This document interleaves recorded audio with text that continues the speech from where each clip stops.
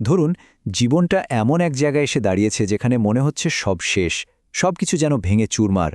আর ঠিক সেই চরম হতাশার মুহূর্তে যদি এমন এক রহস্যের কথা জানা যায় যা কিনা সবকিছু পাল্টে দিতে পারে, চলুন আজ আমরা সেই অবিশ্বাস্য শক্তিশালী রহস্যের গভীরে ডুব দিই।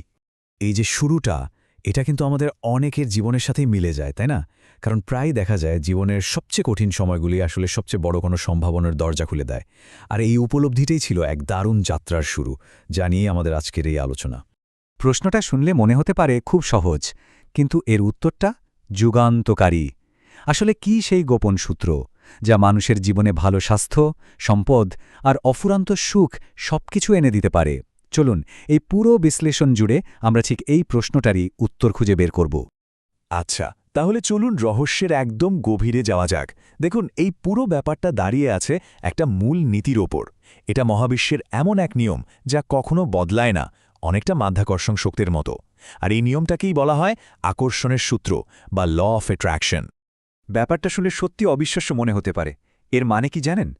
এর মানে হলো আমাদের প্রত্যেকটা চিন্তার একটা নিজস্ব ফ্রিকোয়েন্সি আছে, আর আমাদের চিন্তাগুলো এক একটা জীবন্ত চুম্বকের মতো কাজ করে। মানে সেগুলো ঠিক নিজের মতো একই ফ্রিকোয়েন্সি জিনিস বা পরিস্থিতিকে জীবনের দিকে টেনে আনে। একদম সহজ করে বললে, আমরা যা ভাবছি ঠিক তাই হয়ে উঠছি। আর দেখুন, এখানেই কিন্তু আমরা সবচেয়ে বড় ভুলটা করে ফেলি। আকর্ষণের সূত্রটা হ্যাঁ বা না বোঝে না, এটা শুধু বোঝে আমরা ঠিক কোন জিনিসটার উপর মনোযোগ দিচ্ছি। যেমন ধরুন, কেউ যখন ভাবছে আমি দেরি করতে চাই না, তার পুরো ফোকাসটা কিন্তু দেরি শব্দটার ওপরেই থাকছে।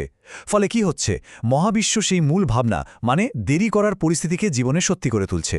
দারুণ অবাক করা ব্যাপার, তাই না? আচ্ছা, মূলনীতিটা তো বোঝা গেল, কিন্তু এখন সবচেয়ে জরুরি প্রশ্ন হলো, এই অসাধারণ শক্তিকে আমরা কাজে লাগাবো কিভাবে? এর জন্য কিন্তু খুব সহজ, মাত্র ৩টি ধাপের একটা প্রক্রিয়া আছে।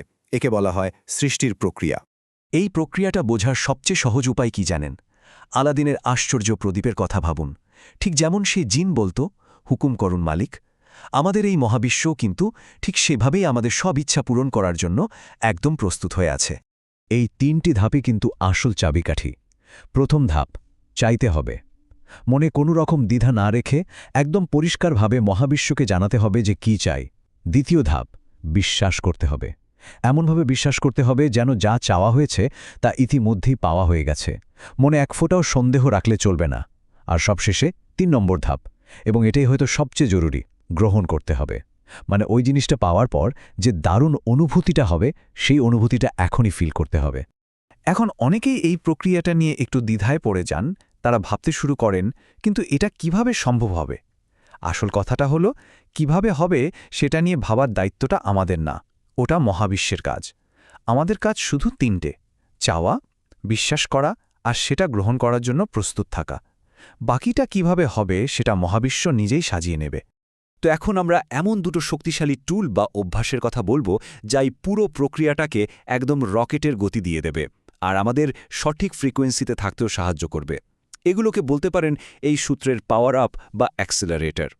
এই দুটো জাদুকরী অভ্যাস হল ১, কৃতজ্ঞতা বা গ্র্যাটিটিউড, আর ২, দৃশ্যায়ন বা ভিজুয়ালাইজেশন। এগুলো এতটাই শক্তিশালী যে এগুলো মানসিক শক্তি আর চিন্তাভাবনাকে মুহূর্তের মধ্যে বদলে দিতে পারে, আর তার ফলে আকর্ষণের প্রক্রিয়াটা বহুগুণ দ্রুত কাজ করতে শুরু করে। কৃতজ্ঞতা মানে গ্র্যাটিটিউড আমাদের ফোকাসটা বদলে দেওয়ার একটা অসাধারণ উপায়। যখন আমরা যা নেই তা নিয়ে অভিযোগ না করে যা আছে তার জন্য মন থেকে ধন্যবাদ জানাই, তখন আমাদের ভেতরের পুরো এনার্জিটাই পজিটিভ হয়ে যায়।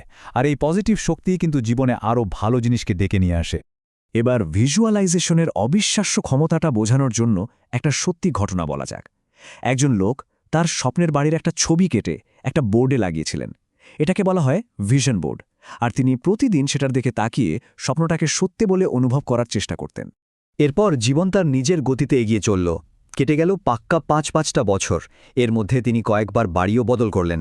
একসময় ক্যালিফোর্নিয়ায় একটা নতুন বাড়ি কিনে থাকতে শুরু করলেন। আর কাজের চাপে ব্যস্ত জীবনে তিনি তার সেই পুরনো ভিশন বোর্ডের কথা প্রায় ভুলেই গিয়েছিলেন। তারপর একদিন পুরনো বাক্স গোছাতে গিয়ে হঠাৎ করে সেই ভিশন বোর্ডটা তার চোখে পড়ল।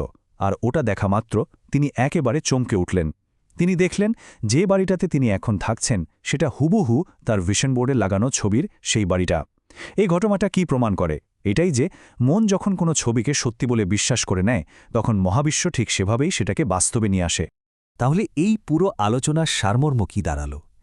মূল কথাটা খুব সহজ কিন্তু খুব শক্তিশালী। আসল ক্ষমতাটা বাইরে কোথাও নেই, এটা আমাদের নিজেদের ভেতরেই আছে। আমরা প্রত্যেকেই আমাদের নিজেদের জীবনের স্রষ্টা। আমাদের অনুভূতি বা ফিলিংসগুলো আসলে একটা জিপিএসের মতো কাজ করে। ব্যাপারটা এমন, যখন আমরা ভালো অনুভব করি তার মানে হলো আমরা সঠিক পথে এগোচ্ছি, আর যা চাই ঠিক সেটাই আকর্ষণ করছি। আর যখনই আমাদের খারাপ লাগতে শুরু করে, বুঝতে হবে আমাদের চিন্তার রাস্তাটা বদলানোর সময় এসেছে।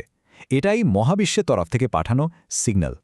সবশেষে মূল পয়েন্টটা এটাই, এই জীবনটা একটা খোলা বই, আর সেই বইয়ের লেখককে আমরা নিজেরাই।